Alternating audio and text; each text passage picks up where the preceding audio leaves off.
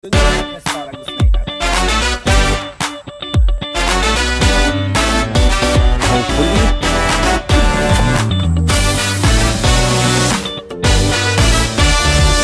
Magandang buhay mga sir at ma'am ko. Welcome to my channel for today's video. Ito yung continuation ng ating video nung nakaraan. Yung last time nag-transplant tayo ng asparagus seedling.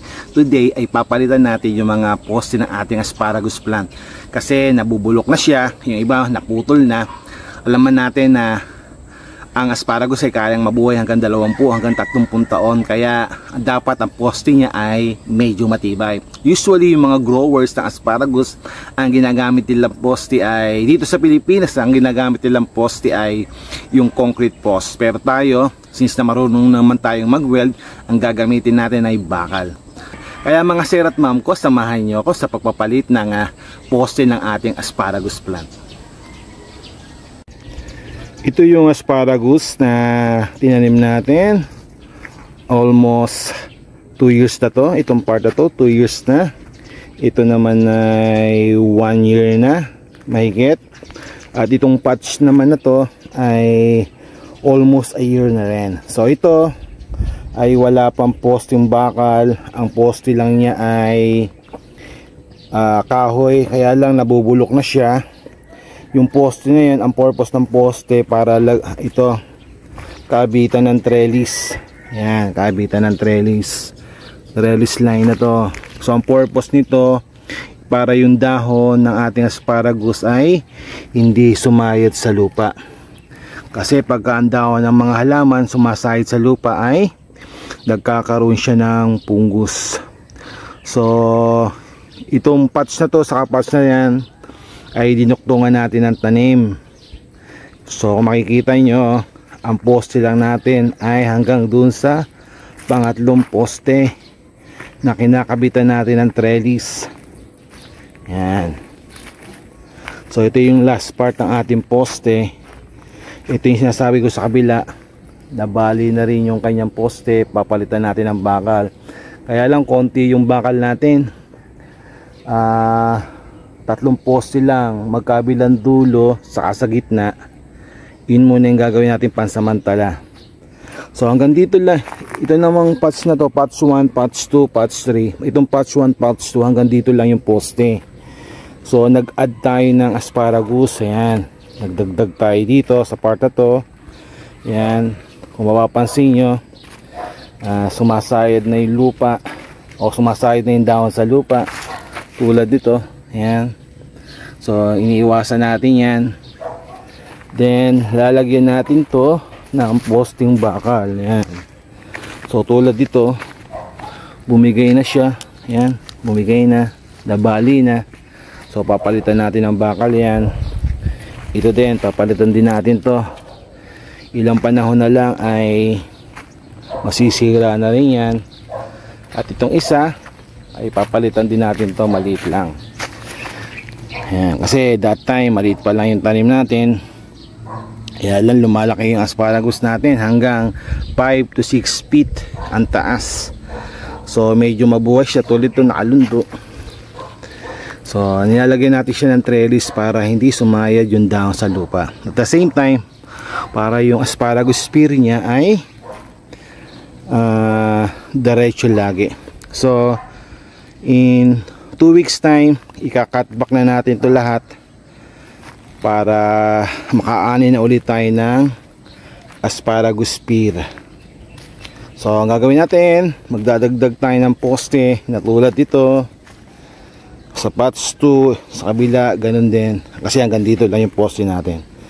So samahan nyo ako mga sir at ma'am ko. Then mapapansin nyo may net. So nilalagyan natin ng net kasi meron tayong isang puno ng asparagus na namumunga na. Ayan. So ilang beses na itong namumunga, kaya lang inuunahan tayo ng ibon, kinakain nila. Di tayo makakuha ng binhi ng ating asparagus. So nilagyan natin ng net. So 3 yung asparagus plant na namumunga na nilagyan natin ng net. Ayan. Ito yung sa kabila.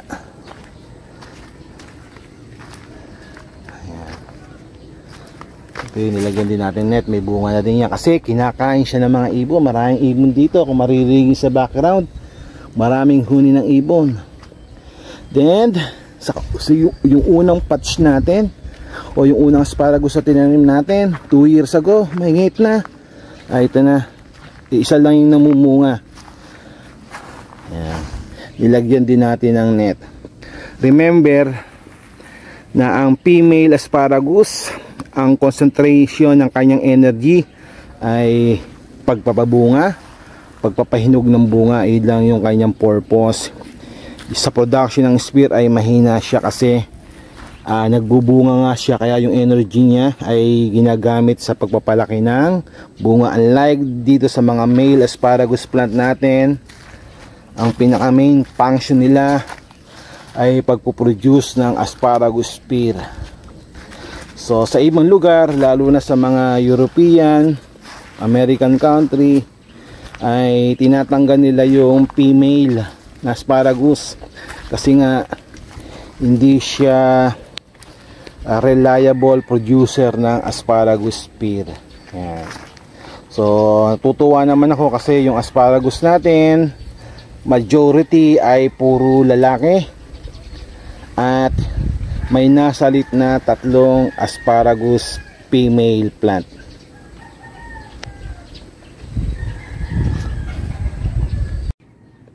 Ito yung materialis na gagamitin natin bilang anchor.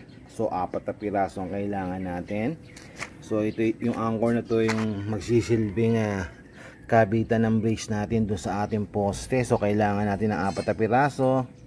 Ang more or less ang haba ay 2 feet. Then kailangan natin ng nut. Sobrang nut natin to before sa nakaraang project. So ang gagawin natin, i-welding dito. Pagka weld, kukuha tayo ng kaprasong bakal. More or less nasa 4 feet to 4 inches. Then we weld natin dito. So anong purpose dito? So halimbawa, ibabaon na natin yung ating anchor. So salip na dito natin pukpukin. So dito natin pupukpukin sa ibabaw para bumaon sa lupa. Kasi possible na pag pinukpok natin to ma-deform yung yung ating nut, mawawala yung pasukan ng tali natin bilang brace dun sa ating poste. So we-weld natin today 4 pieces.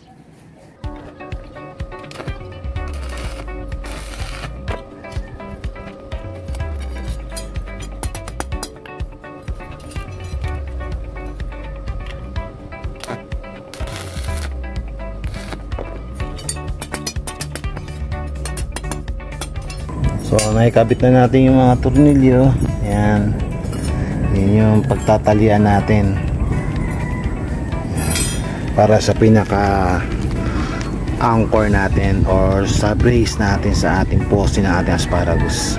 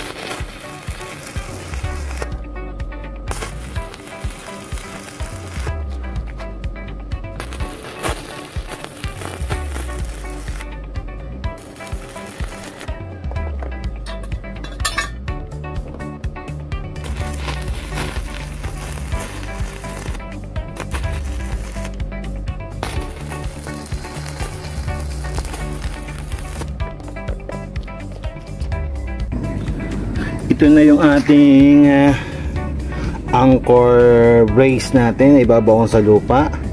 Dito natin itatali yung ating pinaka brace, then ilagay natin ang kaprasong bakal dito para pag pinupupok natin to, ibabaw sa lupa, hindi tatamaan yung ating nut kasi possible na mabali yan. So ito, purpose lang nito, pampukpok o pukpukan natin, o dito natin ihahammer para bumaon sa lupa. Yan, at the same time pampatibay na rin siya. So pipinturahan na lang natin to. Ito yung mga materyales na gagamitin natin dun sa pagpapalit ng ating post dun sa ating asparagus. So ito yung ating anchor or pagkakabitan ng brace, babaw natin to sa lupa. Ito namang tatlo na to ay, itong dalawa ay end post, saka itong isa naman, ito ay center post. Then yung dalawa na to, itong rectangular shape na to, ay para dun sa patch 1 at patch 2 ng ating asparagus plant. So ilalagay natin ito sa parehas na dulo, halos magkatapat lang silang dalawa. Iyan yung ginawa natin ng mga poste, materyales para sa ating asparagus plant. So ang una natin gagawin ay tatanggalin natin yung mga poste dun sa patch 1, yung maliit na posting bakal. Sa patch 2 and patch 3 ay papalitan din natin ng posting bakal. Sa patch 3 ang gagamitin natin ay yung posting tubo, samantalang dun sa patch 1 at patch 2 or row 1 at row 2 ay yung rectangular na post ang ikakabit natin. So samahan nyo ako mga sir at ma'am ko.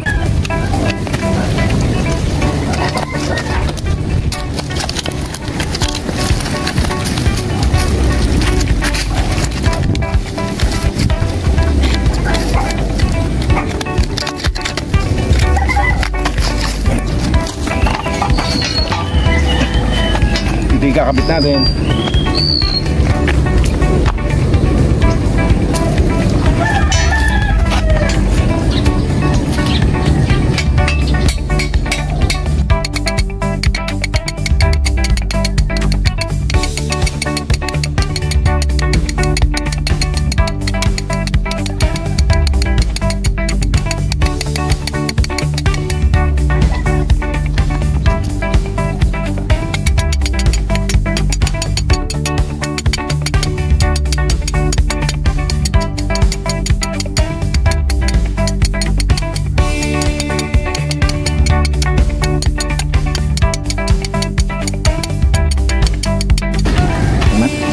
Poste.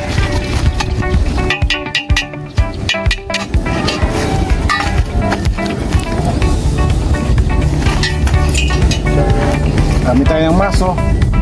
Gamit tayo ng maso.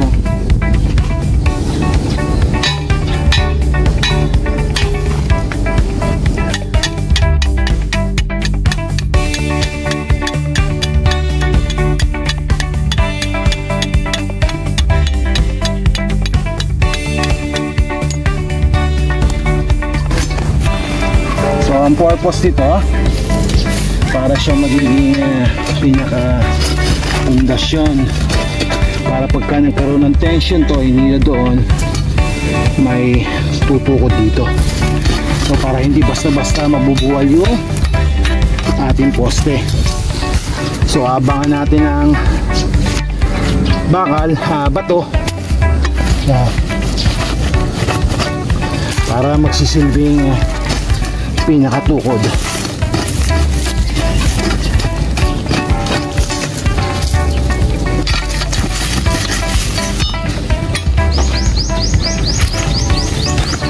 Harap tayo ng mas malaki.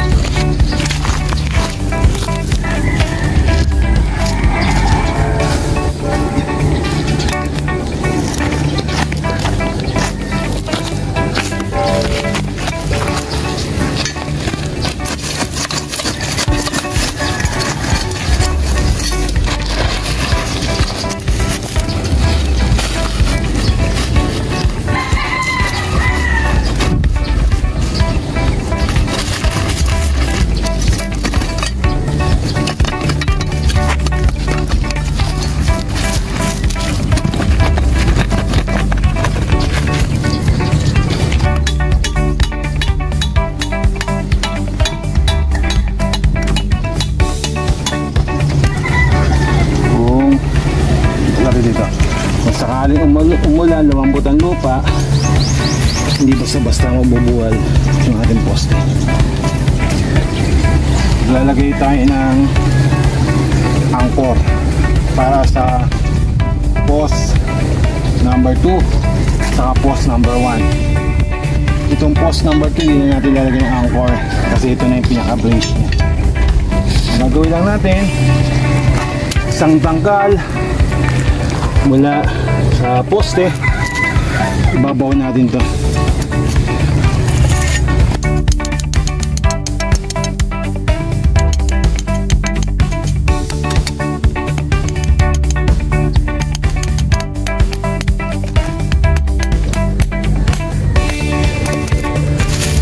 Bago bumaon, lalagyan na natin to ng tali o yung pinaka-brace natin. Ang gagamitin natin ay alambre. Pasok natin dito sa butas.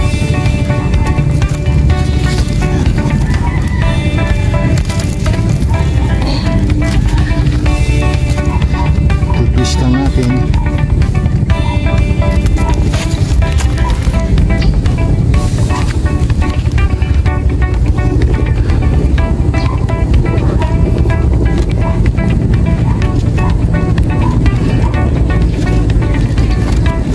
And dito tatali lang natin.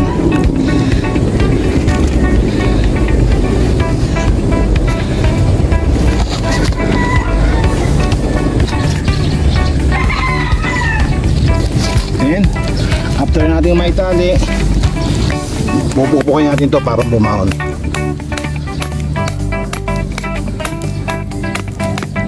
Yan, nakakaroon na siya ng tension, oh.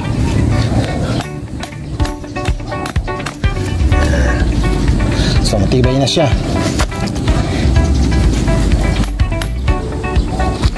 Sa kabila, ganun din.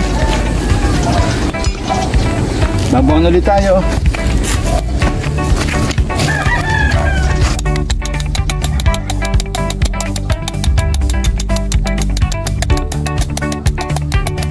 Again, bago natin to ibawan, ilagay ulit natin yung alambre. Balik. Ayan.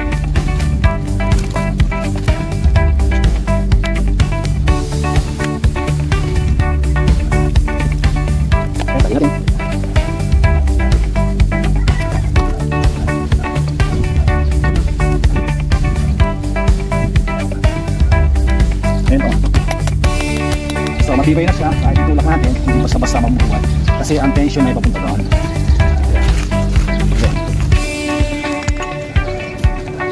Next ay kakabit natin to sa kabilang dulo naman. Ano po? Tipik ako. Abangan. Hindi ko lang pre.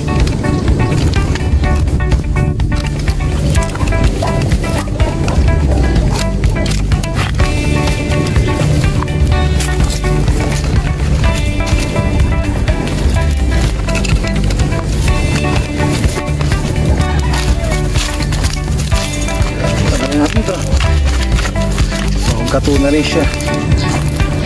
Bulok na rin talaga. Talagang palitin na.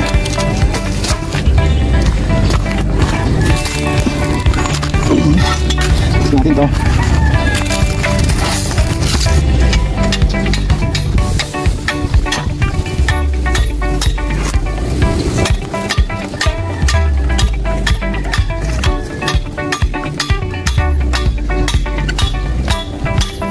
So maglagay tayo ng bato para pinakatukod niya.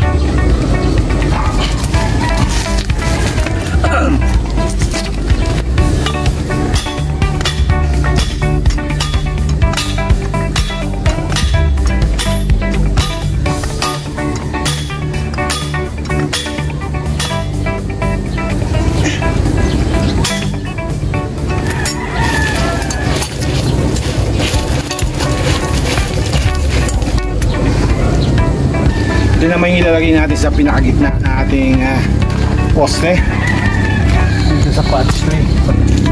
Papalitan na rin natin to.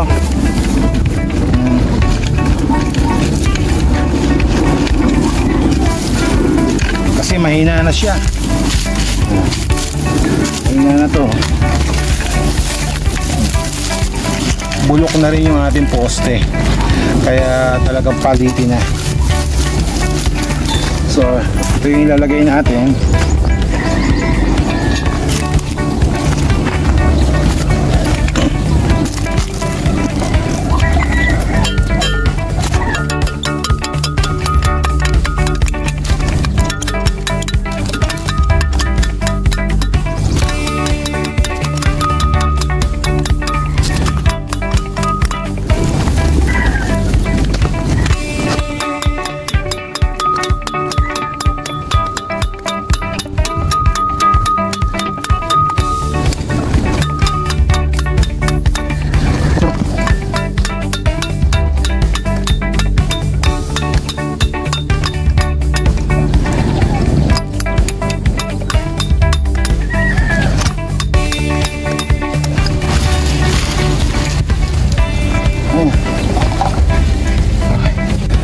So naikabitan natin yung poste sa isang dulo ng ating asparagus.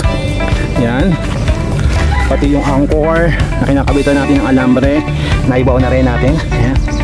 So itong dalawa lang yung may anchor. Saka ito wala na kasi meron siyang bato na pinutukuran. So ikakabit naman natin yung dalawang anchor, kasi sa kabila ng ating asparagus patch ay yung anchor na ginamit ko doon ay kahoy lang. So papalitan din natin yan. So dito naman nylon cord. So matibay itong nylon cord na to, hanggang ngayon buo pa. Pero yung pinaka-anchor na kahoy natin ay nabubulok na din. So papalitan natin siya ng bakal.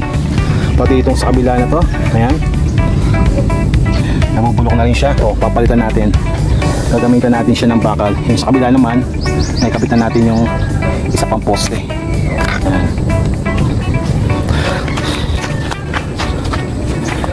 So kapalitan natin to, then papalitan din natin to. Napalitan na natin ng anchor yung ating poste. So ito, so hindi ko na pinakita kung paano palitan. So ito yung bakal na anchor para sa patch 1. Then dito naman sa patch 2 ay napalitan na rin natin yung anchor na kahoy. Niretain pa rin natin yung tali. Then binawa na natin yung bakal. Then sa patch 3 nandoon din yung ating poste na tubo. So overall natapos na natin today yung poste o paglalagay ng anchor dito sa part na to ng ating asparagus post. Natapos na natin ikabit yung poste ng ating asparagus. Napalitan na natin yung posting kahoy. So ang ginamit natin ay bakal. So hopefully tumagal siya ng mahabang panahon. So napaka-importante ng poste kasi doon natin kinakabit yung trellis. Yung trellis ay pine-prevent niya yung ating asparagus na sumayod yung dahon sa lupa. At the same time binaguide niya yung ating halaman na tumayo o lumaki ng diretsyo. Meron akong previous video regarding sa trellising ng asparagus, so ilalagay ko na lang sa description box. Mga sir at ma'am ko, maraming salamat sa panonood ng aking video. Please like, share, and subscribe na rin para patuloy tayong gumawa ng mga video na tulad dito, and press na notification bell para laging updated sa mga video na aking gagawin. Magandang buhay and God bless us all.